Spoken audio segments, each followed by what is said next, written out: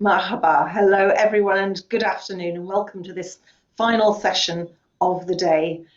We've got a fantastic panel lined up to talk to you about the role of the Treasurer in the next normal, whatever that might be. And I'm sure it will continue changing and evolving over time. As you can see in front of you, fantastic lineup of panelists. We have Anissa, James, and Matthew. And without further ado, I'd like to actually, I'll just talk about a couple of housekeeping points.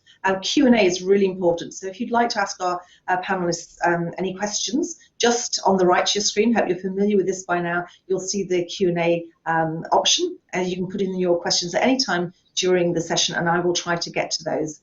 Don't forget to put things on social media. We're hashtag at ACT Update, and for Twitter, we're at ACT Update, and our hashtag is a hashtag ACT Middle East. Gosh, I'm muddling my words today. It's been a long day, but an enjoyable one. So do remember those things. Do remember to go to the discussion forum afterwards and continue the conversation. Do remember you can look back over this session and any other over the next 30 days and continue the conversations, continue the treasure hunt and all those other things that you can do, visit the exhibition hall, etc., etc. But now, without further ado, I'm going to introduce my panelists, ask them to tell you a little bit about themselves in their own words. And I'm going to start with Anissa, please. Hi everyone, my name is Anissa and I am delighted to be a part of the final discussion for today. I've been working in the UAE for the majority of my career, 11 years, particularly in Abu Dhabi. In 2009, I began my career at National Central Cooling Company, or Tabreed, quite very much in the midst of a crisis, a different kind of crisis, but the financial crisis nonetheless, when they were looking for someone to manage their cash position. I worked in the Treasury Department for over 8 years, where I did gain most of my experience across the Treasury function, cash management, risk management, corporate finance. Most recently, I've been working with Abu Dhabi real estate developer, National Investment Corporation, in a more strategic role as manager of strategy and investments. However, given my extensive experience in Treasury, the decisions that are being taken now, one of my main responsibilities includes the company's long-term cash forecast and ensuring the decisions we make now are in line with making sure the company has future stable cash flows. I just want to thank Caroline and the ACT team for having me, and I do look forward to the session. Thanks very much, Anissa. James. Hi, thank you, Caroline. So my name is James. I've been in the Treasury world for about 10 years now. I started at UPS, the delivery company, back in glorious Woking, outside London in the UK.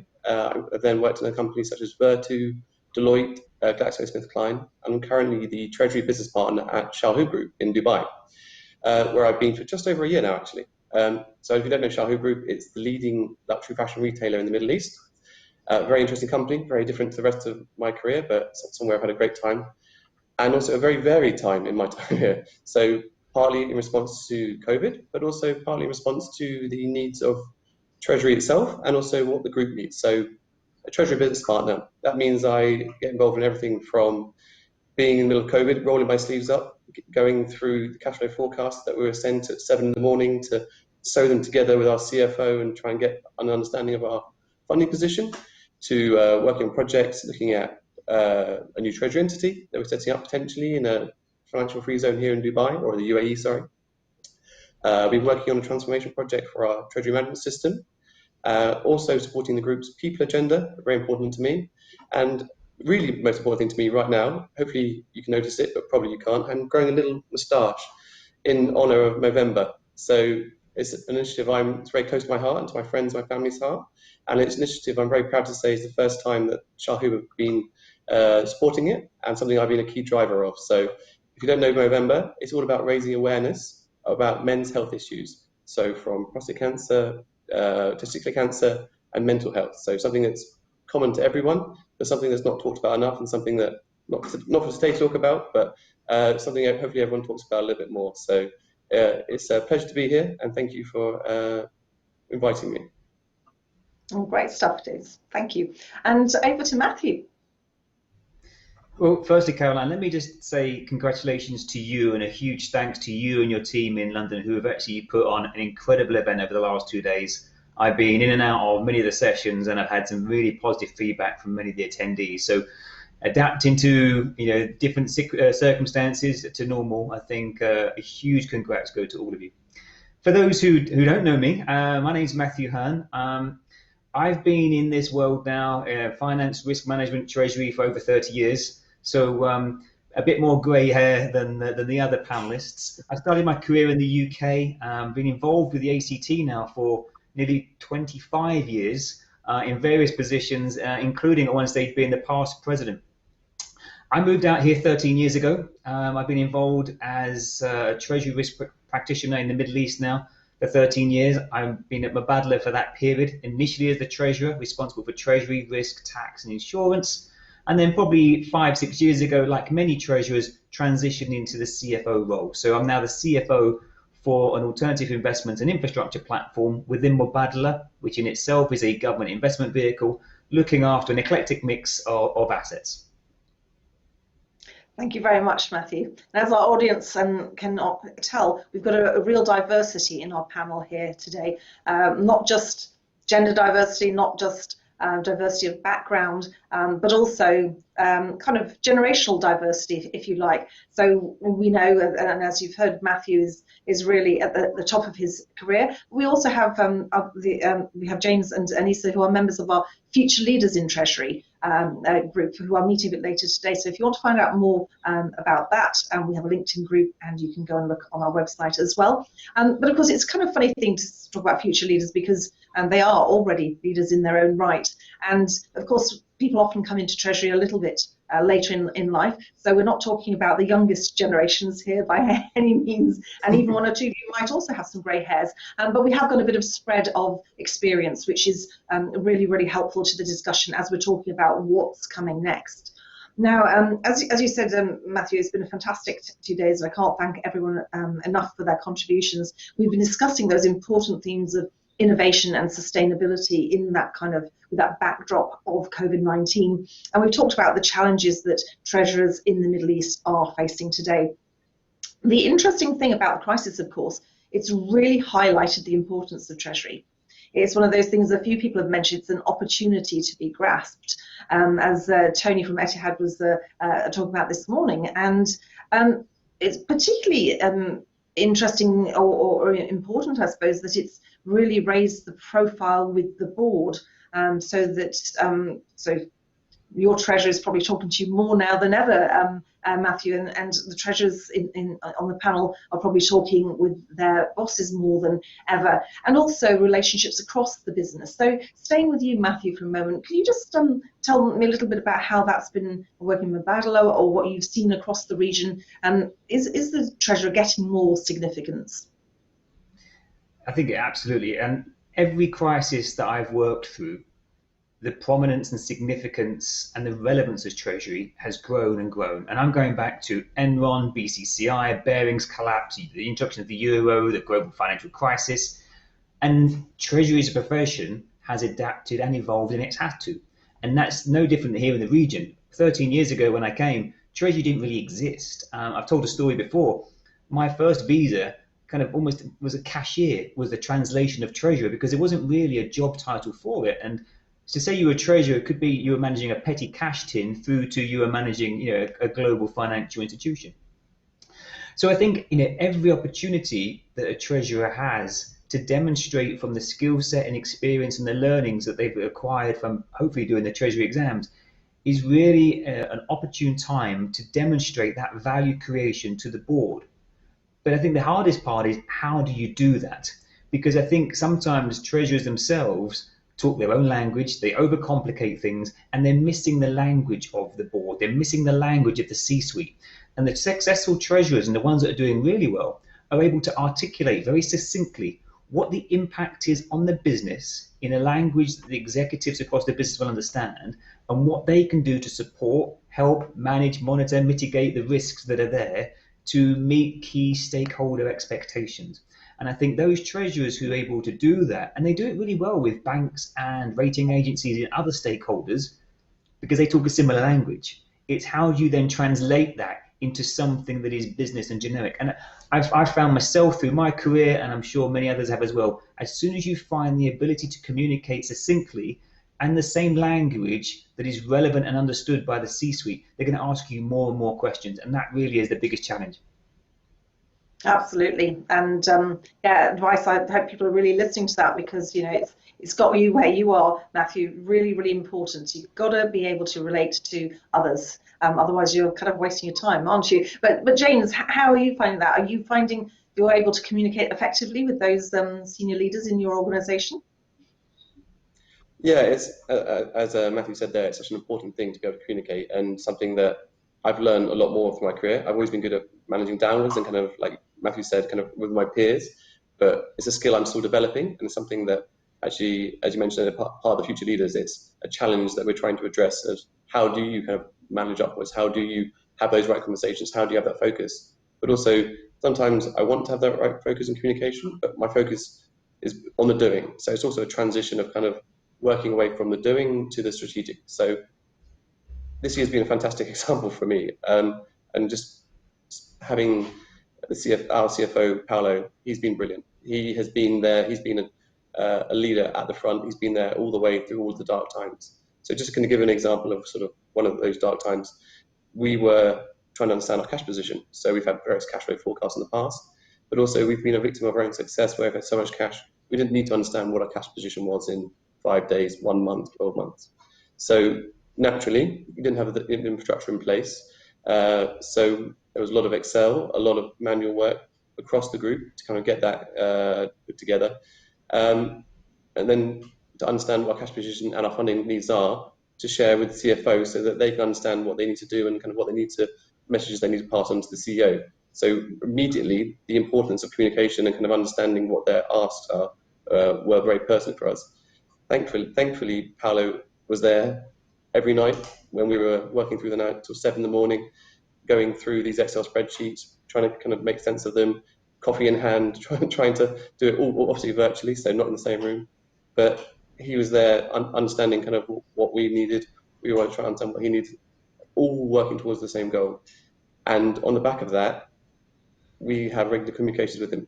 James Adams, our group treasurer, another James unfortunately in Treasury, has weekly meetings with the CEO, the CFO, and the other C-suite to understand what their needs are and to share updates from a Treasury perspective. So these regular communications are key, and they weren't there before the pandemic. So it's actually been kind of a bit of a silver lining in terms of communication. And for me, it's been a learning curve, something I still need to develop, and hopefully a few of the future leaders and also internal courses that we have at Shalhu, I will be able to develop them further. So it's an interesting space, but something I need to work on personally a bit more, I think. Absolutely. I mean, our Business of Treasury research from 2020 shows again that treasurers are saying the biggest barrier to their career development and prospects is the lack of those softer skills, as we call them, the communications and relationship building skills. And it's certainly something that we, for the past couple of years, have been focusing on at the ACT in our qualifications and in our additional trainings to help people in those particular areas. Because, yeah, if you can't get your message across, might as well not have really started in a way. But let's move on to Anissa now. If you'd like to tell us a little bit about your perspective and how COVID-19 has affected relationships working with others in your organization. Sure. So I think kind of bringing in what Matthew and James were saying, I had very much a similar experience. So because I was in charge of the long-term cash forecast, I had to work together with the finance team and the CFO on not just long-term, but short-term as well. So it wasn't really an operational thing that I was responsible for, but we all had to. So I'd been saying for months, you know, let's get on top of this before COVID even came around. And it was kind of like a slow process. The finance team were responsible. I don't think, unless you're a treasury professional, you don't really understand how important cash is. And so once everything had happened, it was really, okay, all hands on deck. Everyone was involved, rolling up their sleeves. Similar to what James had, we had an exercise of constant reiterations and scenario testing, liquidity stress testing. I mean, because we're a real estate company, so we had to expect that everything was about to close. We wouldn't be receiving income for a couple months. And how could we as a landlord help our tenants as well? You know, what could we afford? And top management really just wanted, yes, we are in the details as a treasury person. You're there in so much of the details. So you have to kind of take a step back. Okay, now we need to present the picture to top management, you know, the CFO, the CEO. And how do we do that? Really high level, and what decisions need to be taken. So could we have afford to give a 2-month or 3-month rent waiver to tenants? How did they qualify, and how would it affect our cash position? There were also many days working with the CFO and finance in terms of what can we cut, how can we cut expenses, cost optimization, and just really managing your working capital. We were not going to receive cash for a couple of months, so how were we going to pay these, you know, just making sure we meet expenses at the end of the day. So there was a lot of communication with the CFO, with high-level executives, but like Matthew said, we had to put it in a different format to what we did daily. And that was, for me, I have a lot of experience with management reporting, which I did a lot of that to Mubadala. And so it was easy when the time came, okay, how do you present this information and how do you make management understand it? But it was very much a similar story. Oh, thanks very much, Anissa. And just building on that kind of transformation that's been happening through COVID, the positive things that have happened through COVID, we see an acceleration of digital transformation in many businesses and society. Do you feel in your organisation and in others that you know of that the digital agenda has really been pushed forward through COVID-19? Anissa? Yeah.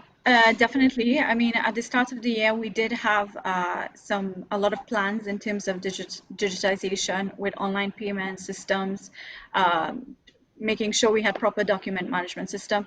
Simple things, because we are a small company and we were getting there. But I think when COVID hit, it just kind of accelerated things. And this was something that we couldn't sacrifice the spending on. So the teams, the IT teams, have been working very hard with the finance teams, treasury, to make sure that these things are done and working. We're not 100% there, but it has been, definitely has been a priority for us this year because we see the need for it.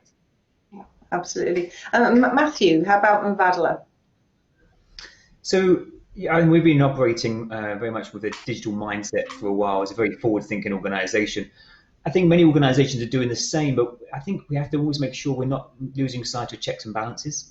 I think governance and controls often get overlooked when everyone's working remotely and maybe a bit more lenient. And I think you've got to make sure that those controls are embedded and wired in. But I think, you know, there's two parts of digital strategy. One is forward-facing. You know, what are you doing as your business to engage with your customers differently? Because most customers now engage through some sort of electronic medium. Then the second part is at the back end of that is, okay, well, how is your systems and your back end processes also adapting to that? I see lots of examples and I hear from lots of people that the front end looks very digitalized. The back end is still very manual. So I think there's an awful lot of straight through processing, single data entry, and one version of the truth that needs to happen. Absolutely. And a really interesting point that you raised around controls. Because we see an increase not only in digital acceleration for the positive, but we see an increase in cybercrime as well. And once you let go of those controls, that's the real way to prevent cybercrime, is to carry out your processes and the controls that you've agreed on. It's a very important principle. No, absolutely. And I think each time you do these things, you create additional risks you weren't aware of. So are you really mapping that risk universe sufficiently to understand what the impact is and then what you're going to do about it? I also think there's a little bit of a thing at the moment where people they think digitalization means information is readily available and it's real time and I'm going to make decisions on it. And again, there's the 80-20 rule. I think you're over-engineering an awful lot of this, but I don't think it really drives the optimal outcomes. What I've worked on in the past, particularly as an investment organization, is what I call the WOW report, which is the worst of the worst. What could happen from me going home tonight and coming in the morning that I maybe don't know? Whether it's liquidity, whether it's kind of my duration mismatching through the assets and liabilities. Is it a sudden devaluation of a currency that, once I've gone home, some central bank decides to do something, and then work on big, broad-based decisions rather than the minutiae. I don't think sometimes it's worth the extra effort to get it to the real time. Absolutely, particularly in these times of uncertainty. Absolutely right. James, moving to you, how are you seeing that digital agenda moving up the priority list and speeding up? It's been massive for us in Treasury so far, and will be bigger. But just kind of actually as a group itself, not just within Treasury and the finance space. So traditionally, we were very much bricks and mortar retailer, so stores in all the malls in the Middle East. But the company has been working towards their own digital transformation over the last 5+ years and moving towards an online retailer to become a proper omni-channel retailer. It's a very good progress. There's been lots of successes there, but it's just been an exponential increase since lockdown started this year. So I think there was at least 50 new websites set up this year. So obviously with that, there's also the payments behind it, there's the infrastructure, there's logistics, a lot of work gone on behind it. So the team was not prepared for that. So there are a lot of people that have had to adjust their roles, and teams that have had to take on new responsibilities and move away from that traditional to the e-commerce and digital space. So personally, our team in Treasury has actually developed as a result. We have a new e-payments expert in the team that's come in to help us with what's next. So we've been very, very reactive this year, but what's next? What's the strategy? How do we do it properly? How do we take all of these different websites and all these different processes and requirements by country and kind of try and get a holistic and consistent view? One thing that Matthew said was really interesting that I can't agree more with is that whilst you might have a system that looks great, is it actually great behind the scenes? So one thing that we've been really trying to push before COVID was a transformation or a refresh of our own systems and our own processes. So that was deferred, shall we say, based on the fact that Treasury wasn't on fire. So there's no need to focus on it for the time. But now that agenda has come back around again, and they've to realise that, oh, actually that's a very sensible investment, obviously now in response to COVID, but also in preparation for future issues. So we are now, as I mentioned earlier, we're working towards a refresh or transformation of our Treasury management system. So looking at doing an RFP there.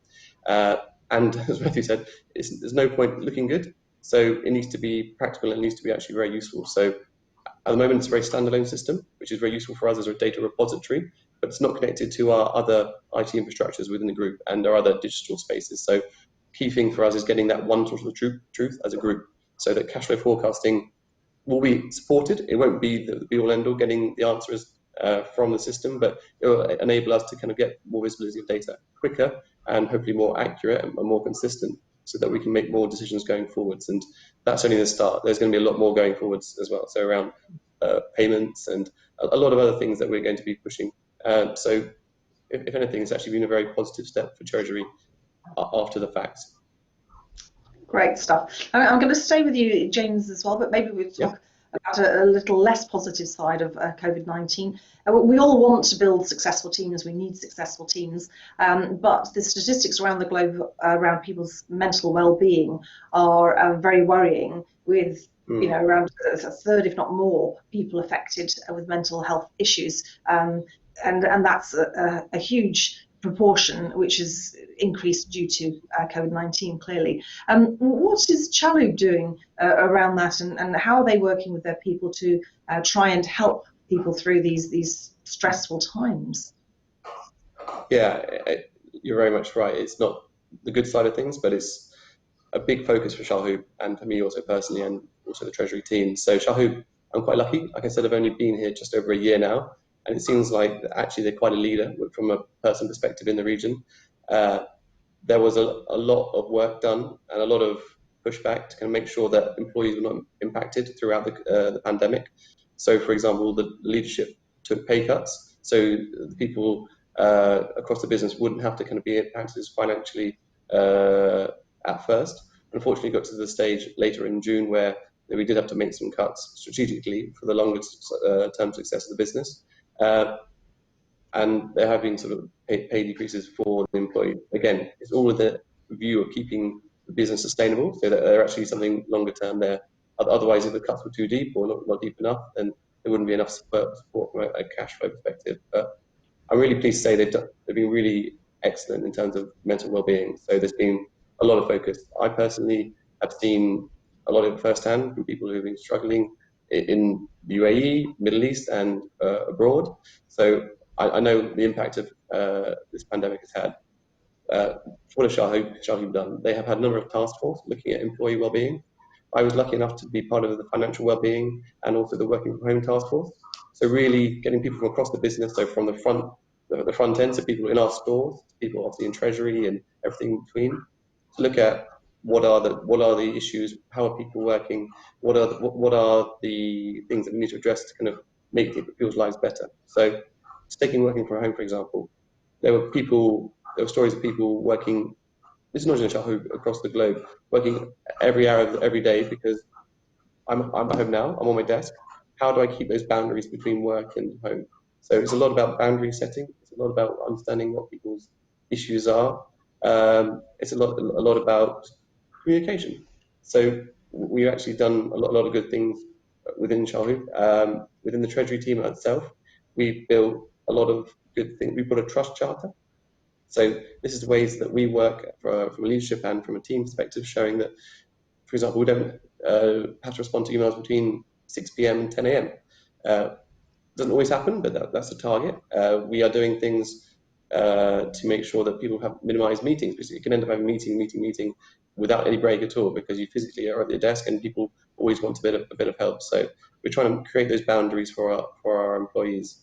We've done a lot of work around the social side, so it's not just about work, it's about social. So we would have a weekly team breakfast where one of our team members would order the breakfast for everyone else in the team, gets delivered to them. Luckily, we have a small team, so it's not too expensive.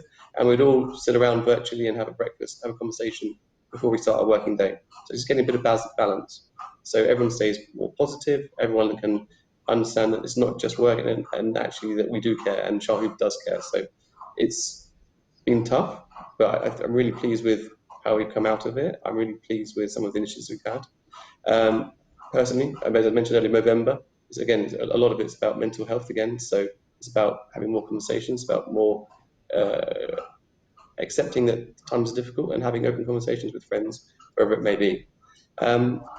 Also, sorry, and also Yeah, with go ahead the quickly, 'cause we're just running a bit on the time clock now.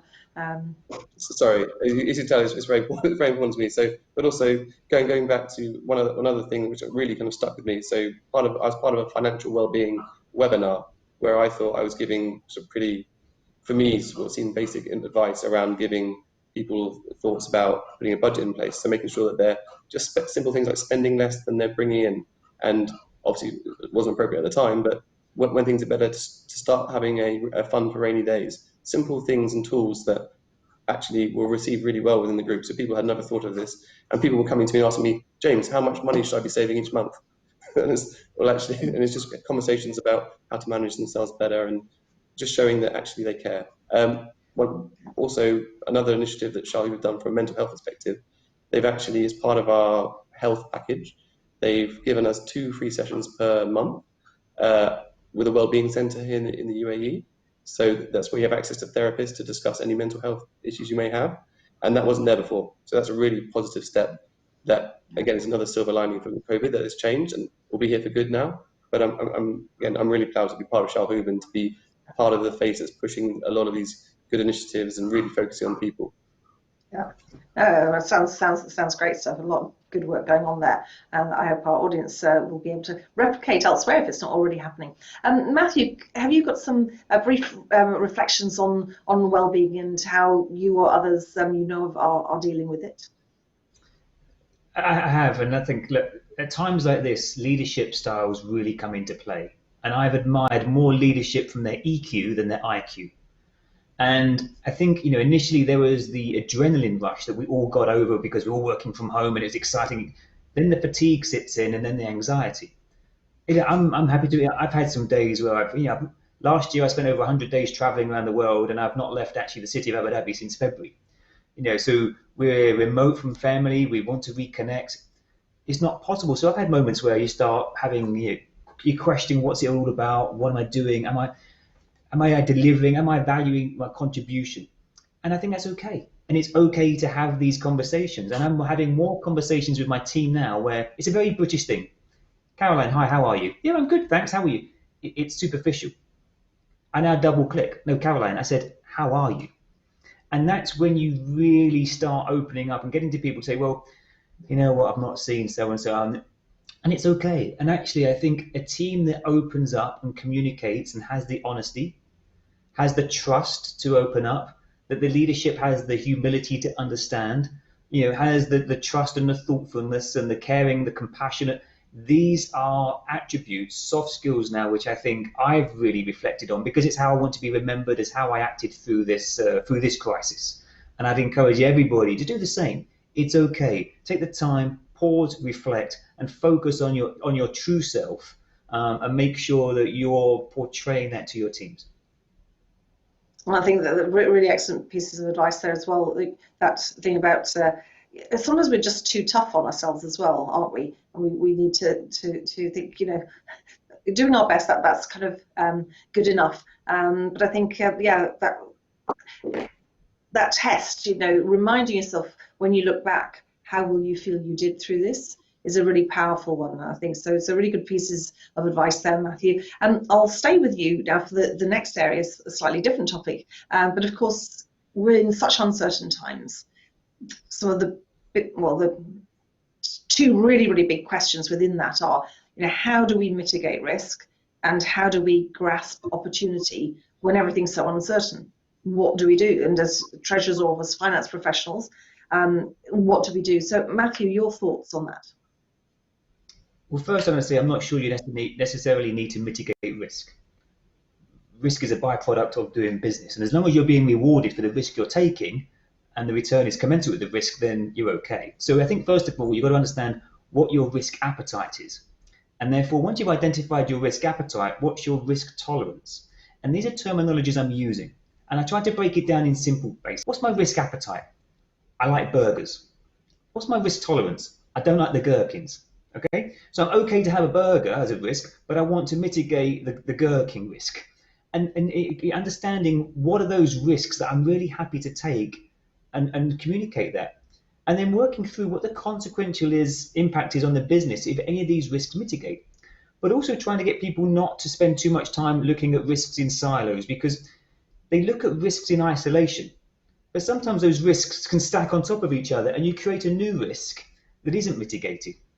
Event you're actually creating more risk. So I want people to reflect on risk management more, because I think as professionals in the treasury space, we've always looked at risks coming, what we can do about it, but we all missed this one. So you can question the value of risk management. It's more about how you can respond to risks when they come and how quickly you can remain operational and understand the consequences of those risks. So I'm looking at it on the other side. What are the opportunities that are out there that I think can present themselves that actually will enable the company to take advantage of where situations are? And that's really where you sit down and you aim with the leadership team to understand that risk appetite, that risk tolerance, how they would communicate that to their external stakeholders who are ultimately making the investment in you for the risk that they perceive there to be. Thank you very much, Matthew. Anissa, any of your reflections on risk and opportunity in uncertain times? Yeah, so I mean, it's hard to say exactly just one risk. But for us, we did an overall risk impact assessment. Now, the things that we knew would really affect us was liquidity, cash management. These are things that I think only in Treasury you really look at these risks and you think the first thing is business continuity, making sure that your business can continue as a going concern. So I think it's about planning ahead, which a lot of organizations probably didn't do before. So it's a good time to realize, okay, well, I should be embracing this digital era, instead, and fast tracking my digitalization to make sure that tomorrow my business is still, if somebody gets sick, things are still happening, work is still being done. Also in terms of succession planning, identifying in the organization individuals who are critical to running the business. what if something happens, they aren't able, they're sick, what are you going to do? There are people who can do the job, and if there isn't, then now is the time to know and to put something in place. These simple things, usually we just bury our heads and we don't really think about it. But I think around January to March, when the first case in UAE came, most businesses, if not all, would have started planning and thinking like this. Do we have a protocol? If there's an outbreak, what happens? Immediately work from home. Is everybody up and running? These simple things larger organizations might take for granted. In a small organization, you have to think about it. You have to have something in place. Otherwise, you just end up with days where things are not happening and work is not being done. So for me, it's always planning and looking ahead and making sure that you're responding well when these things actually happen, as Matthew said. Oh, very good advice. Thank you very much for that. And just to our audience, we've got a few minutes left, and I have one more question for the panelists. But do put in, we can fit in a quick question if anyone should have one. So do please think about that. My final question, though, is really if you had a couple of pieces of advice that you would give to our audience today, things that you've learned over the last while, what would they be? And I'm going to start with you, Anissa, to answer that question. So I kind of want to just emphasize what Matthew said in terms of, in this current situation and this crisis, what you do as a leader will really stay with your employees. So focusing on your employees, putting their health first and foremost, their mental well-being and physical well-being is really key. I mean, you can find a balance. It's not just always about cutting costs. Work. We need to know that our employees are doing well, and there's a lot of things that people are having to deal with outside of their actual jobs. And so focus on employees. I think communication is key, as we said, with not just C-suite, but throughout the organization. Transparency, openness, whether it's good or bad news, being upfront. You don't want employees guessing. And I think crisis management is a really good skill to have. As I've seen over the years, it just keeps coming, and it's really good in Treasury having crisis management as a skill. Thanks so much, Anissa. James, your top tips. Yeah, so on the people theme, that's such a key one now and always. So for me, it's really to trust your team and invest in them. They'll pay back in dividends, short term and long term as well. But also invest in yourself. What are you doing in 2021? Are you going back on path? Are you going to be studying? Are you going to be getting a career break? Whatever it might be, don't forget to focus on yourself while all this is going on. So that's a really important thing. So the happier you are, the better you are, the more you are capable of helping those around you and being a better leader as well. So I think that's really important. And similar to what Anissa said, also, you're very impactful. So be authentic, be yourself. Don't try and be something you're not. And no matter what happens around you, try to commit to being yourself, stick to being true to yourself and stick to your values. Very, very, very important to me. But also at the same time, as Matthew said, there's a lot to be done around identifying risk and obviously knowing your business, knowing your data, all the core things that are important to be a treasurer, but then be bold, but also be accountable. So make sure that, yep, we're making the decision and you are the one making the decision and stick by it. But also don't be afraid to be told you're wrong or to admit where you made mistakes, which I think is really important as a leader to do so. Absolutely. And you mentioned values there. I think values-based leadership, that is the starting point, really, in my view.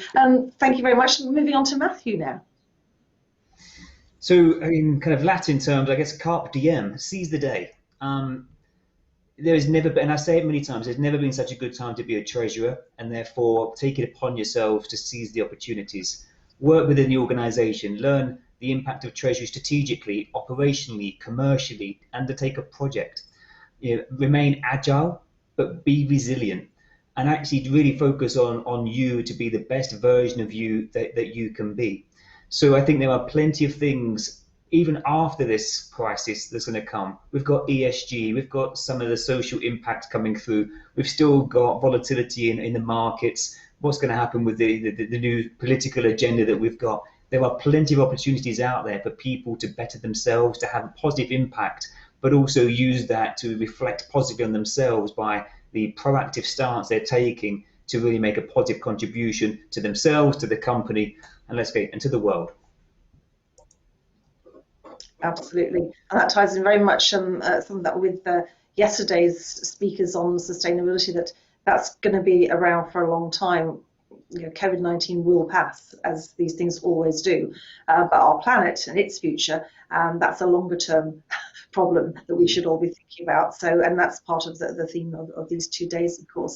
Well, we've run out of time, so I'd just like to thank the panel hugely for their contributions today. It's been a really, really interesting discussion, and I think we could have gone on a lot longer. I know we could have with a lot more valuable insights. So it's a shame we've only got this limited time. But thank you again. To our audience, thank you for attending this session. Do fill out the survey, which is near the Q&A. And do remember you can come back and listen to those insights again for the next 30 days. So if there are any things that you wanted to hear again, then you feel free to do that. Do go to the discussion forum and give any thoughts you have on some of the points made in this session. And remember, just stay connected. The future for Treasury, I think, is bright. And certainly when we look at our treasurers and CFO in the panel, Treasury and Finance, those are the places really to be now and for the future. So thank you again to the panel, and a little bit of virtual applause to you. Thank you.